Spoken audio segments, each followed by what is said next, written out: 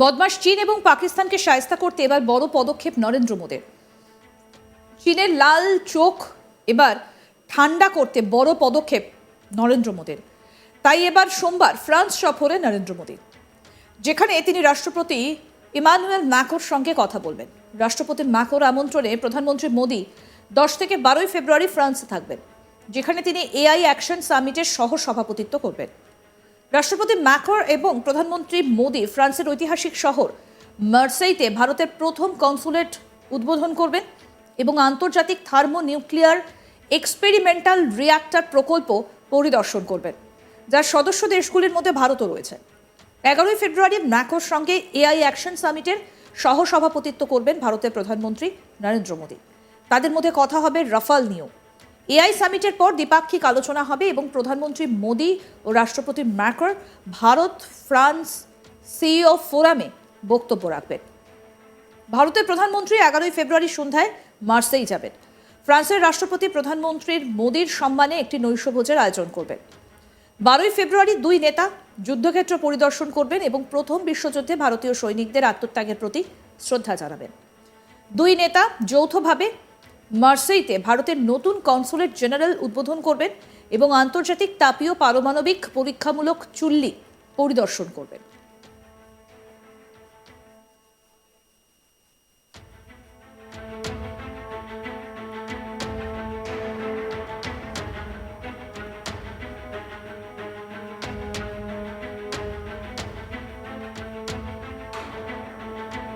প্রসঙ্গত বলি, ফ্রান্সের সঙ্গে 26টি রাফাল মেরিন নিয়ে চুক্তি হয় ভারতের।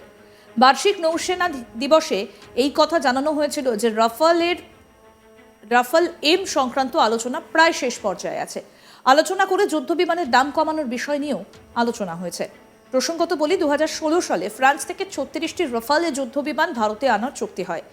সেই মতো রাফালের প্রথম ব্যাচটা এসে পৌঁছয় 2020 সালে জুলাই মাসে। এবার বায়ুসেনার পাশাপাশি নৌসেনার হাতেও আসবে রাফাল এম। কাটোবার প্রযুক্তি থাকায় বিমানবাহী যুদ্ধজাহাজ থেকেই উড়ান কিংবা অবতরণ করতে পারবে রাফাল এম। তবে এবারের রাফালগুলির কাঠামোয় বেশ কিছু অদলবদলের কথা ভারত বলেছিল। পাশাপাশি বিমানগুলিতে দেশীয় কিছু প্রযুক্তি সংযোজনের অনুরোধ করেছে ভারত। এই অস্ত্রের মধ্যে রয়েছে রুদ্রম এবং অস্ত্র, যেগুলি যথাক্রমে অ্যান্টি রেডিয়েশন মিসাইল এবং বিয়ন্ড ভিজুয়াল রেঞ্জ মিসাইল। এই অস্ত্রগুলো রাফাল এম জেটে যুক্ত হলে তা আরও শক্তিশালী হয়ে উঠবে।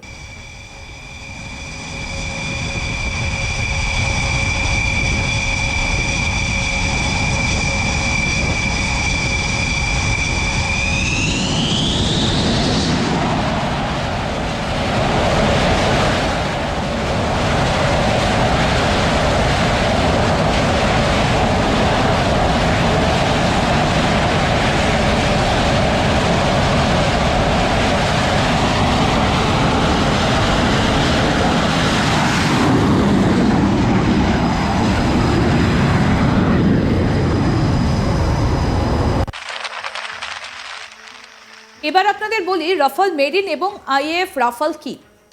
একটি বাংকারের মধ্যে সুরক্ষিত থাকে রাফাল এম। প্রয়োজনে ডানা ভাঁজ করে এখান থেকে অপারেশনের নামে রাফাল এম। জল থেকে জল এবং আকাশের সুরক্ষা নিশ্চিত করা যায় রাফাল এম দিয়ে।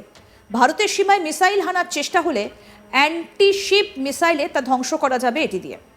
জলের গভীরে সাবমেরিন বা ড্রোনকে খুঁজে ধ্বংস করা, এক্ষেত্রে রাফাল এম এর স্ট্রাইক রেট কম বেশি 90%।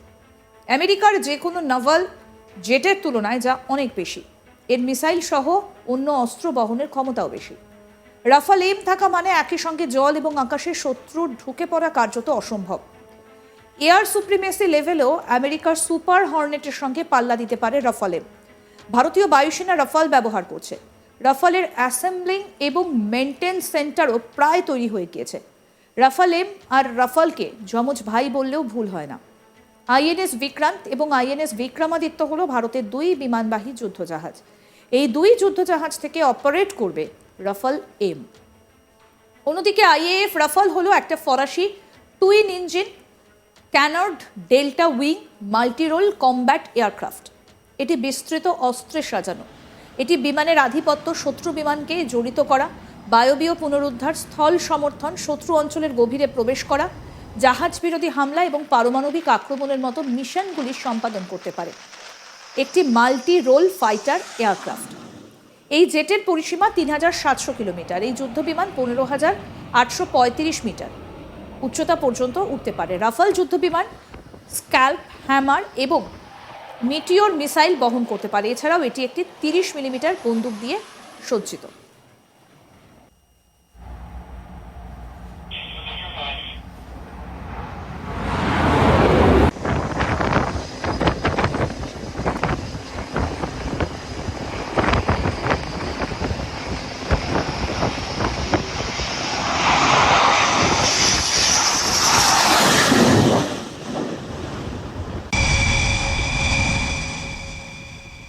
বদমাশ চীন এবং পাকিস্তানকে শায়েস্তা করতে এবার বড় পদক্ষেপ নরেন্দ্র মোদীর। চীনের লাল চোখ এবার ঠান্ডা করতে বড় পদক্ষেপ নরেন্দ্র মোদীর। তাই এবার সোমবার ফ্রান্স সফরে নরেন্দ্র মোদী, যেখানে তিনি রাষ্ট্রপতি ইমানুয়েল ম্যাক্রোর সঙ্গে কথা বলবেন। রাষ্ট্রপতি ম্যাক্রোর আমন্ত্রণে প্রধানমন্ত্রী মোদী 10 থেকে 12 ফেব্রুয়ারি ফ্রান্সে থাকবেন, যেখানে তিনি এআই অ্যাকশন সামিটের সহসভাপতিত্ব করবেন। রাষ্ট্রপতি ইমানুয়েল ম্যাক্রোর এবং প্রধানমন্ত্রী মোদী ফ্রান্সের ঐতিহাসিক শহর মার্সাইতে ভারতের প্রথম কনসুলেটের উদ্বোধন করবেন এবং আন্তর্জাতিক থার্মোনিউক্লিয়ার এক্সপেরিমেন্টাল রিঅ্যাক্টর প্রকল্প পরিদর্শন করবেন, যার সদস্য দেশগুলির মধ্যে ভারতও রয়েছে। 11 ফেব্রুয়ারি ম্যাক্রোর সঙ্গে এআই অ্যাকশন সামিটের সহসভাপতিত্ব করবেন ভারতের প্রধানমন্ত্রী নরেন্দ্র মোদী। তাদের মধ্যে কথা হবে রাফাল নিয়েও। এআই সামিটের পর দ্বিপাক্ষিক আলোচনা হবে এবং প্রধানমন্ত্রী মোদী ও রাষ্ট্রপতি ম্যাক্রোর ভারত ফ্রান্স সিইও ফোরামে বক্তব্য রাখবেন। ভারতের প্রধানমন্ত্রী 11 ফেব্রুয়ারি সন্ধ্যায় মার্সেই যাবেন। ফ্রান্সের রাষ্ট্রপতি প্রধানমন্ত্রী মোদীর সম্মানে একটা নৈশভোজের আয়োজন করবেন। 12 ফেব্রুয়ারি দুই নেতা যুদ্ধক্ষেত্র পরিদর্শন করবেন এবং প্রথম বিশ্বযুদ্ধে ভারতীয় সৈনিকদের আত্মত্যাগের প্রতি শ্রদ্ধা জানাবেন। দুই নেতা যৌথভাবে মার্সেইতে ভারতের নতুন কনসুলেট জেনারেল উদ্বোধন করবেন এবং আন্তর্জাতিক তাপীয় পারমাণবিক পরীক্ষামূলক চুল্লি পরিদর্শন করবেন।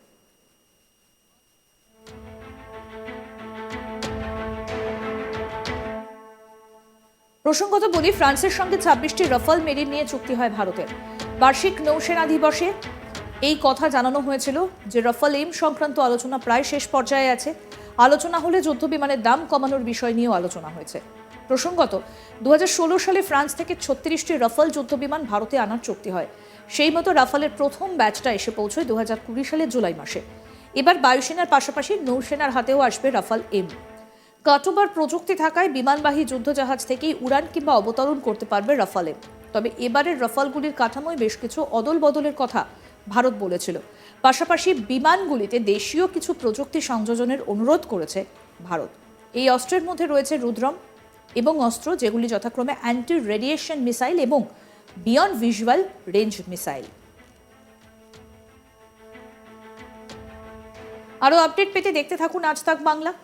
সাবস্ক্রাইব করুন, নোটিফিকেশন পেতে বেল বাটন অপশন প্রেস করুন। হোয়াটসঅ্যাপে ফলো করুন আজ তাক বাংলা।